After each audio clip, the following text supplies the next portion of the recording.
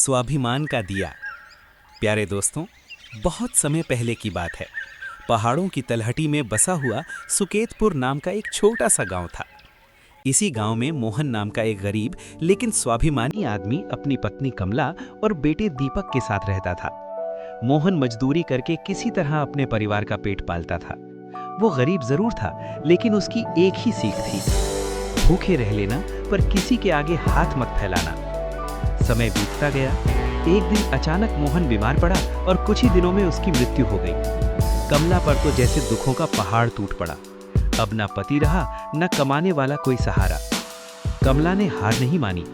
वो दूसरों के घरों में बर्तन मांजने लगी, कपड़े धोने लगी। दिन रात मेहनत करके वो अपने बेटे दीपक को पढ़ाने लगी। दीपक छोटा था लेकिन समझदार था। उसे पता था कि उसकी माँ किस हाल में उसे पढ़ा रही है। वो पढ़ाई में तेज था और माँ का बहुत सम्मान करता था। धीरे धीरे दीपक 13 साल का हो गया। एक दिन कमला बहुत ज्यादा बीमार पड़ गई। दवा के पैसे भी नहीं थे। माँ ने बेटे का हाथ पकड़कर कहा, बेटा, अगर मैं ना रहूं तो भी एक बात याद रखना, कभी भीख मत मांगना, मेहनत करना, लेकिन स्वाभिमान मत छोड़ना। कुछ ही दिनों बाद कमला इस दुनिया को छोड़ गई। अब दीपक बिल्कुल अकेला रह गया। गांव के कुछ लोगों ने थोड़ी मदद की, लेकिन ज्यादा दिन कोई साथ नहीं देता।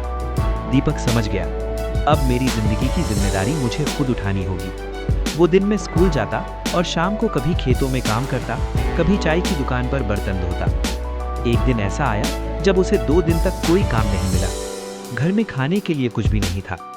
भूख से उसकी हालत खराब हो गई। मन में एक पल के लिए विचार आया, किसी से थोड़ा खाना मांग लूं, लेकिन माँ की बात याद आ गई। उसने तय किया, भीख नहीं मांगूंगा। वो गांव से बाहर एक सड़क किनारे बैठ गया। तभी एक बैलगाड़ी आकर रुकी। गाड़ी से एक बुजुर्ग आदमी उतरे। उन्होंने दीपक की हालत देखी और पूछा, बेटा, सब ठीक तो है? दीपक ने सिर झुकाकर कहा, बाबूजी, क्या आपके पास थोड़ा काम होगा? मैं मेहनत कर लूंगा। बुजुर्ग मुस्कुराए। उन्होंने दीपक को अपने बाग में एक दिन का काम दिया और शाम को उसे खाना भी खिलाया। खाना खाते समय दीपक की आंखों में आंसू थे। बुजुर्ग ने पूछा, रो क्यों रहे हो? दीपक बोला, आपने मुझ पर एहसान किया है, एक दिन मैं भी किसी की मदद जरूर करूंगा। बुजुर्ग ने कहा, बस यही मेरा इनाम है। समय बीतता गया।